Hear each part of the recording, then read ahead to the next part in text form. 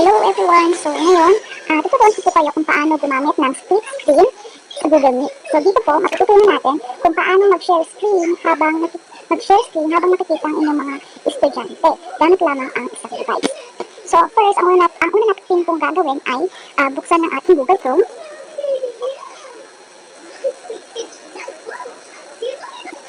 Yan. So, nandito na po tayo sa Google Chrome. Mag-set po muna tayo ng Google Meet. So, in this case po, hindi na po tayo gagamit ng Google Calendar. Magde-direct na po tayo sa instant meeting para makita niyo po kung paano po siya ginagawa.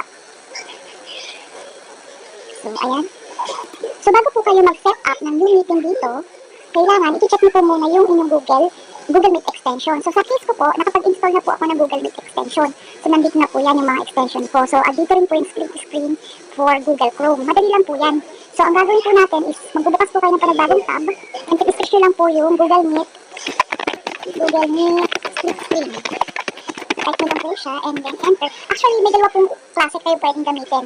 Meron din po tayong dual-less na tinatawag. Pero sa case ko po, mas maganda at mas madali pong gamitin itong split screen Google Meet. So, hanapin po natin siya. So, dito, yan. Click nyo lang po yan. So, ito po yung dapat yung lalabas sa screen nyo. Since ang akin, na-install ko na po siya, ang lumalabas po, makikita nyo dito ay is remove from Chrome. Okay? So, i-try ko po munang i-remove para makita nyo po kung paano po siya ginagawa. Okay. Na-uninstall na po siya. So, install ko po ulit. So, yung normal, pag wala pa po kayo ng extension ng split screen for Google Chrome, ganito po yung nalabas. Ganyan. So, bago nyo lang po, click Add to Chrome, Add Extension. So, ito po yung progress niya, checking. Once successful na po yan, may lalabas na ganito. Parang simple tutorial po siya. Yan. Ganyan po. Pero pwedeng hindi na basahin kasi mamaya makikita nyo na po yan. So, balik po tayo sa Google Meet. Since meron na tayong i-check nyo po dito sa taas, upper right corner. Ayan, andito na po ang ating split screen for Google Chrome. So, mag-meeting po tayo para makita nyo po. So, ang ginagamit ko po mga maming sir ay isang device lang po, yung aking desktop. So, usually, ang na-encounter natin problema ng mga teachers and yung mga nagkakandak ng meeting sa Google Meet, pag nag-share screen tayo, hindi tayo makaka-jump, hindi natin makikita yung ating screen na pinipresent at the same time, doon sa ating mga estudyante, di ba? Ganun yung nangyayari. So dito, magkakaroon din ng dalawang screens sa inyong monitor which is makikita nyo yung pinipresent nyo at makikita nyo rin po yung inyong mga estudyante. So start tayo ng instant meeting, madaling-madali lang po ito. So in my case, gagamitin ko po itong cellphone ko para magkaroon yung isang account, para magkaroon ako ng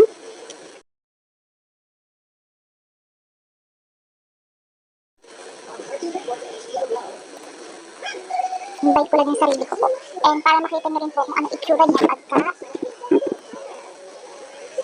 sa screen ng cellphone ng mga bata. Ang gagamitin ko po dito sa account na to ay ang aking phone. Okay. Na po yung isa kong account.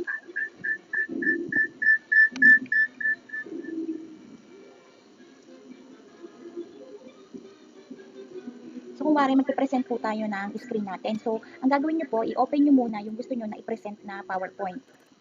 I-open nyo muna sa inyong book reading view. Ito po yung i-click nyo, wag po itong play para hindi po siya masyadong lumaki. Reading view lang po tayo. And then, bumalik po kayo dito sa Chrome. So, paano ang gagawin? Diba usually po, pag nag-share screen tayo, present ko lang ha, hindi mo na tayo gagamit ng split screen. So, pag nag-share po tayo, ganito ang nangyayari.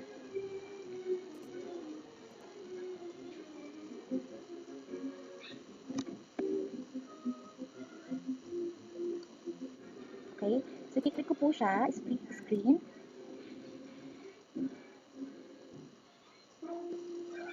Ayan. So, yung pong appear ng screen depende po sa lakas ng ating signal. Ano? So, hintayin lang po natin siya. Ano po dito?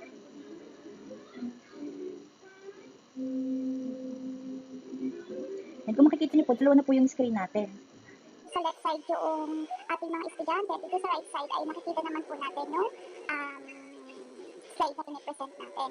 So, pwede niyo po yung i-adjust. Ganito lang po ang gagawin natin yung sa arrow. Ito naman po, pwede rin po rin siyang i-adjust. And pwede rin siyang palitan ng layout. In this case, palitan natin siya ng layout. So, ayan, pwede kayo magpalit ng layout. Kung gusto niyo po is single tab, pwede rin siya. Then, yan. Pwede rin ito 1 by 1, 2 by 1, 2 by 2. So yan, 4 na screen po yung makikita nyo dyan. So balik lang po tayo dito. Ayan. So ang nakikita po ng mga estudyante nyo ay kung ano ang ipinipresent nyo. So ito po yung makikita nyo sa monitor nyo ng teacher na nagpe-present sa Google Meet. At ganito naman po ang makikita ng inyong mga estudyante. Yung screen mismo. So kung mapapansin nyo po siya, parang nakastretch. Pwede nyo naman po yan na i-adjust.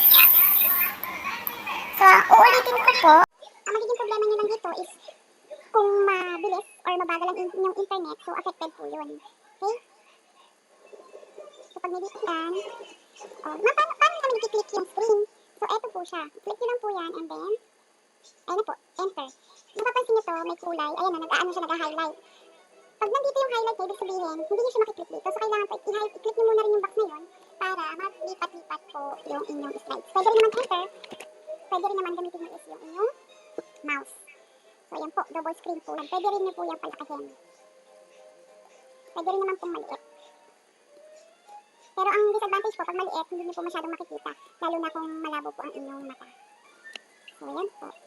Dito naman po sa layout ng mga... Pwede nyo baguhin yung layout na ganyan para makita nyo lahat ng inyong estudyante. So ayan po. Ganun po ang gamit ng split screen sa Google Chrome pag kayo ay represent ng inyong video or PowerPoint presentation during your meetings or online class. Thank you sa inyong pagsubaybay at sana may natutunan ulit kayo sa aking video tutorial.